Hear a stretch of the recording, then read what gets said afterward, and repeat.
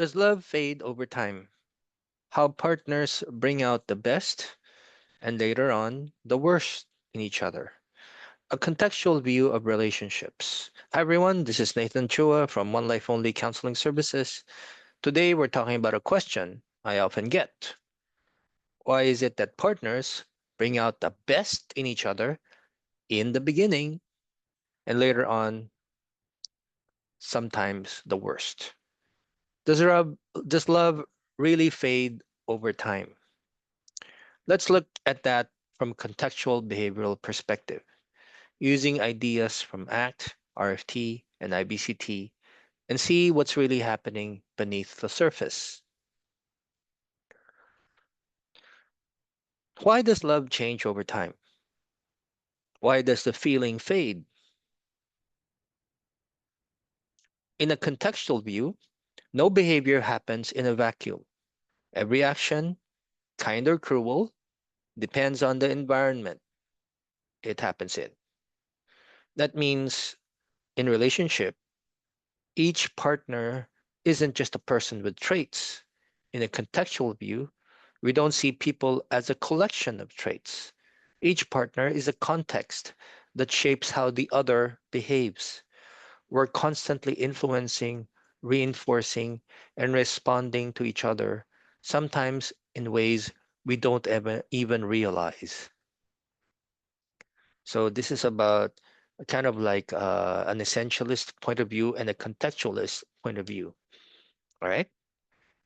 Uh, During the early phase of a relationship, what we sometimes call limerence or infatuation, the environment between two people is rich with novelty, attention, and reward. Every smile, every message, every laugh gets noticed.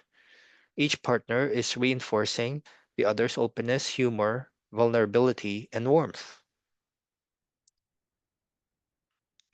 From an RFT perspective, we're forming dense networks of positive associations like when I'm with you, I feel desirable.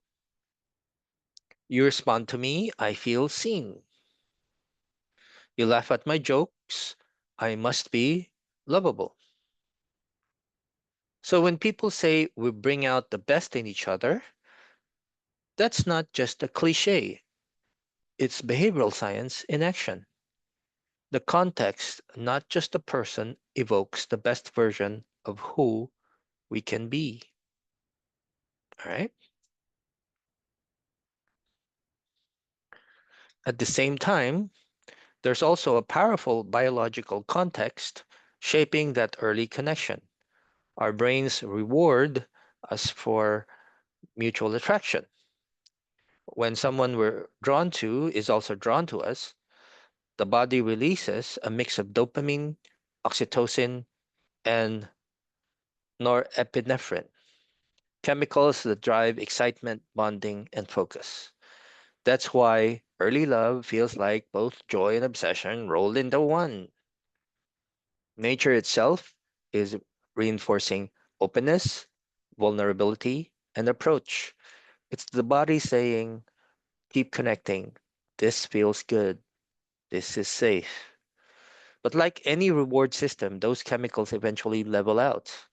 What once automatic, what was once automatic now requires conscious effort, kindness, humor, curiosity to keep that sense of connection alive.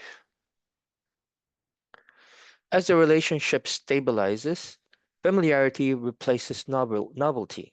The same things that once felt thrilling can start to feel predictable, even annoying. Stressors like family, work, finances enter the picture. Moments that used to spark curiosity, why are you quiet? Can now trigger defensiveness. You're ignoring me again.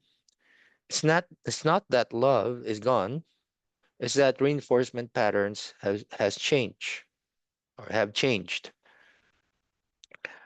Each partner starts acting from old learned rules, fight, flight, or freeze, and without meaning to, both create the very context that pulls out the other's defenses too. That's what we call in IBCT the mutual trap, a loop where both people's efforts to fix things actually make them worse. The key is to shift focus from who's the problem here to what kind of environment are we creating together.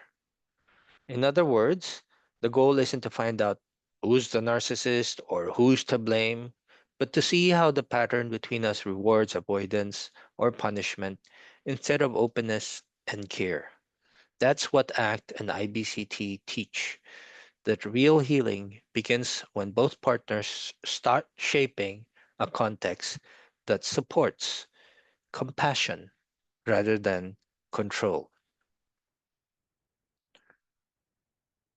Early love thrives on chemistry and novelty. Mature love thrives on flexibility and awareness. It's about rebuilding safety through acceptance, humor, and kindness. Not chasing the dopamine highs of the beginning, but recreating the conditions that make openness safe again. So, love isn't just a feeling to maintain, it's a context you co create every day. When you ask, why does my partner bring out the worst in me now? It's not about who changed, but how the environment between you changed. Rebuild that context with awareness, curiosity, and shared values. And you'll find that same love that once came easily can now grow more deeply. But it's chosen, not felt. I'm Nathan Chua, and this is One Life Only Counseling Services. If this message helped you, please like, share, and subscribe. And remember, life isn't just chemistry. Or, sorry, love isn't just chemistry, it's the environment we nurture together. You know, I'm reminded of something Russ Harris once said, that love isn't a feeling, it's a verb. Because if love were just a feeling, then no one could truly love for long. Feelings change, they rise and fall like the tide. But love, real love, is what we do, even when the feelings fade. It's showing up with kindness when irritation feels easier. It's choosing honesty when silence would protect your ego. It's doing what matters more than what's comfortable. And when we look at it from a contextual view, love doesn't live inside a person, it lives between people. It's the environment we create together through our tone, our presence, our willingness to repair after each hurt. So maybe love doesn't die because the feeling disappears. Maybe it dies when the environment that allowed love to grow stops being nurtured. And that sometimes can choose and that's something we can choose to rebuild. So if love changes over time, it's not the end, it's an invitation to rebuild the context, to act again from care and curiosity, not from fear, because love, after all, it's not what we feel, it's what we create again and again.